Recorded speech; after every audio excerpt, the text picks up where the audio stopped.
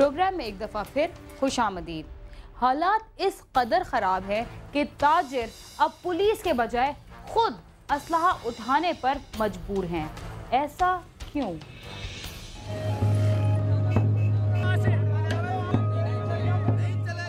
लोग इतने खौफजदा हैं कि कुछ कहने से घबराते हैं। अगर आपने भत्ता दे दिया तो ठीक, वरना आपके साथ कुछ भी हो सकता है। आपकी दुकान पर फायरिंग या दस्ती बम का हमला हो सकता है, या आपके बच्चों को ही अगवा कर लिया जाएगा। आप दो पार्टों में पिस गए। जाएं तो किधर जाएं, किससे शिकायत करें? बच्चों को फ़ोन करके दिया कि अपने बाप को समझाओ ताकि तुम्हारी ज़िंदगी बच जाए।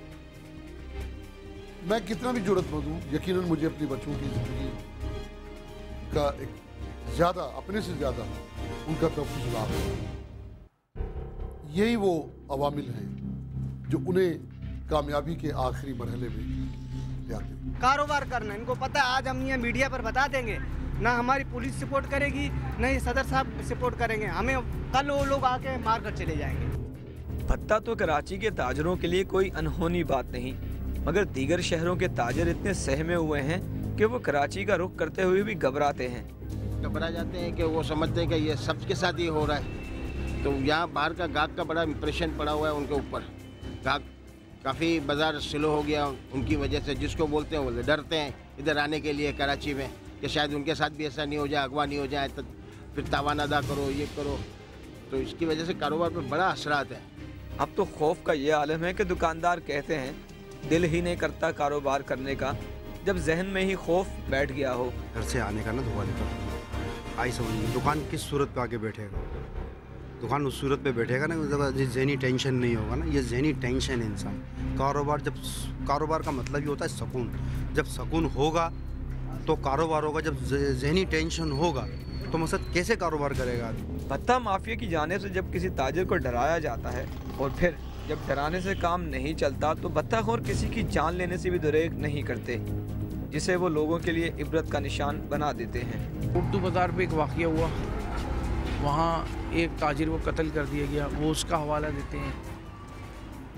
जिसने कोई मर्डर किया हुआ होता है वो उसका हवाला देता है।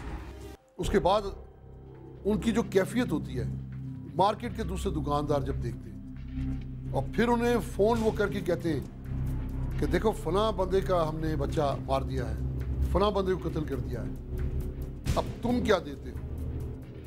उसी अंजाम तक पहुंचना चाहते हो या ये रकम जो पर्ची में लिखी है ये अदा करना चाहते हो?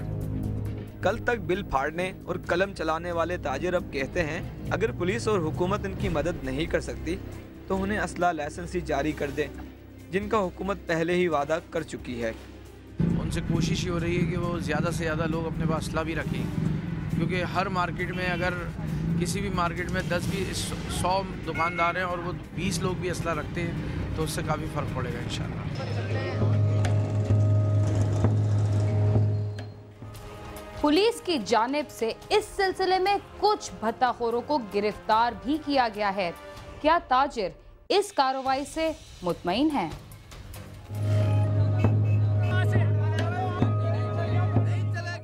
कराची में भत्ता माफिया के खिलाफ ताजिरों और सियासी तंजीमों का एहतजाज बढ़ा तो महकमे पुलिस में दीगर कई सेल्स की तरह इंसदाद भत्ता सेल भी कायम कर दिया गया। एक हफ्ते के दौरान पुलिस ने 70 से ज्यादा भत्ताखोरों को धर लिया। पुलिस ने एक ऐसे भत्ताखोर को भी पकड़ा जो 60 दुकानदारों को भत्ते की पर्चियां दे चुका था और इसका भाई 100 लोगों को ये पर्चियां बांट चुका था। अरसलान और शानी, उसका भी किसी सियासी से तंजीम से लिंक है उसकी भी, लेकिन ये है कि अभी उसकी गिरफ्तारी हमने शो की है। नया गोलीमार में संतरी मार्केट है, वहाँ पे 60 बंदों को पर्चियाँ भेज चुका है और इसका एक भाई है फैज़ान, उसने भी 100 से ज़्यादा बंदों को जो है पर्चियाँ भेज चुका है। पकड़े जाने वाले भत्ताखोर किसी न किसी सियासी तंजीम से ज़रूर वाबस्तगी रखते हैं, लेकिन हमारी बेचारी पुलिस डर के मारे किसी का नाम लेने से घबराती है। SIU इंसदाद भत्ता सेल पुलिस के हाथों पकड़े गए ये दोनों मुल्ज़मान कराची के ताजरों से लाखों रुपए भत्ता वसूल कर चुके हैं और इनका सरगना भोलू कुरैशी भत्ता न देने की पादाश में कई अफराद की जान भी ले चुका है। मुल्ज़मान कहते हैं कि उन्हें हर वारदात पर 10,000 से 1 लाख रुपए तक की रकम मिलती थी और वो भत्ता वसूली की कई वारदातें कर चुके हैं। कितने पैसे मिलते थे साहब? कभी 20, कभी 10, कभी 30, 20-30 हज़ार रुपये। 20-30 हज़ार रुपये? जी सर। अब तक हमें वो देते थे, यहाँ से भिजवा देता था वो, किसी भी आज भोलू के पास पैसे जाते थे वो हमारे पास भिजवाता था, कभी लसबेला स्टाफ पे, कभी तीनट्टी पे, कभी कहीं। पुलिस कहती है कि वो भत्ताखोरों को गिरफ्तार तो करती है, लेकिन अब इन मुल्जमान के खिलाफ कोई ताजर ही सामने नहीं आता तो वो क्या करे, और ताजरों की इसी रविश का भत्ताखोर फ़ायदा उठाते हैं। जो कंप्लेनर होते हैं वो उस केस की पैरवी नहीं करते हैं। अगर पैरवी करेंगे, अपना एक वकील खड़ा कर देंगे तो सवाल ही पैदा नहीं है ATC के केसेस हैं कि उनको कोई रिलीफ मिले। ज़ाहिर बात है जब केस की पैरवी नहीं होगी, कंप्लेनर नहीं जाएगा, तो फिर जज साहबान भी मजबूर होते हैं। भत्ताखोरों का मुनज़्ज़म गिरोह शिकायत करने वाले दुकानदार को इतना डरा देता है कि इसके पास केस से पीछे हटने के सिवा कोई चारा नहीं रह जाता। एक बंदा पकड़ा जाता है, उनके दूसरे साथी उसको प्रेशर देते हैं कंप्लेनर को, उनकी भी मजबूरी है, वो उसकी वजह से वो भी बेक हो जाते हैं। भत्ते और पर्ची माफिया के मसले पर तो बात हो गई, अब बात करते हैं इस मसले के सद्देबाब की। ताजिर कहते हैं कि अगर गैर कानूनी सिम्स की फरोख्त और मोबाइल फ़ोन सिस्टम कंट्रोल कर लिया जाए तो ये मसला सुधर सकता है। ताजर रहनुमाओं और दुकानदारों का कहना है अगर पुलिस आवाम का एतमाद हासिल करना चाहती है तो इसे कारकर्दगी दिखानी होगी। खौफ की फ़िज़ा ऐसी छाई हुई है, जब तक हमारे लॉ इन्फोर्समेंट एजेंसियाँ, हमारे ये कानूनी इदारे और जितने ये इंटीरियर मिनिस्टर, हमारे ये तमाम सिक्योरिटी इदारे जब तक कोई ना कोई अपने कारनामे नहीं दिखाएंगे, लोगों में किस तरह हौसला आएगा। सेलुलर फ़ोन की जो IMEI के नंबर के जो फ़ोन्स हैं वो मार्केट में ख़त्म कर देने चाहिए। दूसरी बात, ऐसी सिम्स का इजरा जो आपके नाम से, आपके NIC नंबर से मैं हासिल कर लूँ, इसका ख़ात्मा होना चाहिए। जब लोगों ने इतना बाहर आए, स्ट्राइक की, इसके बाद हुकूमत को होश आया ना। हालांकि तो कई अरसे से चल रहा है और अभी भी चल रहा है, लेकिन जब तक कि इनके जड़ तक नहीं पहुंचा जाएगा, जब तक ये काबू में नहीं आएगी। ताजर रहनुमा कहते हैं कि इन मसाइल के हल के लिए पुलिस को सियासी दबाव से निकालना और भत्ता माफिया की सरकूबी के लिए जंगी बुनियादों पर इकदाम करने होंगे, क्योंकि अब पानी सर से ऊंचा हो गया है। अब ये काम जंगी बुनियादों पर। फौज भी तो देखे ना, सरहदों पे कब जाती है?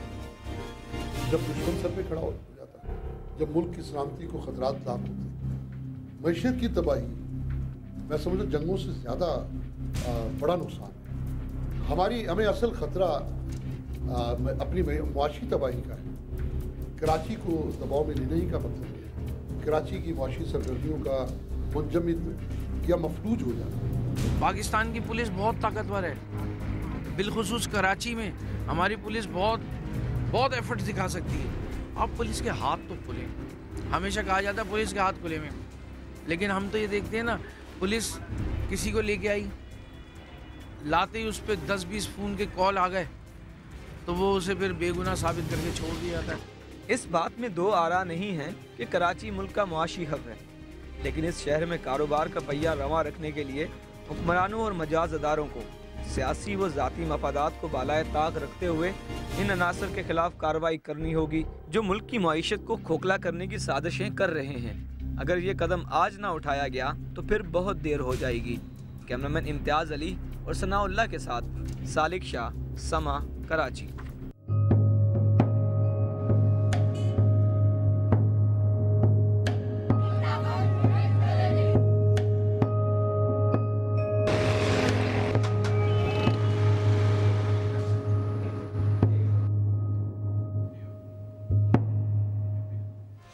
कराची की सियासी और समाजी सूरत हाल में बेहतरी लाने के लिए हुकूमत की तरफ से सिवाय रहमान मलिक के दौरों के कोई और बात सामने नहीं आती। रहमान मलिक आते हैं, चंद बयानात देते हैं और वापस चले जाते हैं, लेकिन कराची के आम अफराद के साथ तिजारती हल्के दोबारा जराइम पेशा अनासिर के रहमो करम पर जिंदगी गुजारने के लिए रह जाते हैं। इस शहर के मसाइल हल करने के लिए अब बयानबाजियों से ज्यादा अमली इक़दाम की ज़रूरत है, जिसके बाद ही तिजारत पेशा अफराद आज़ादी से कारोबार कर सकेंगे।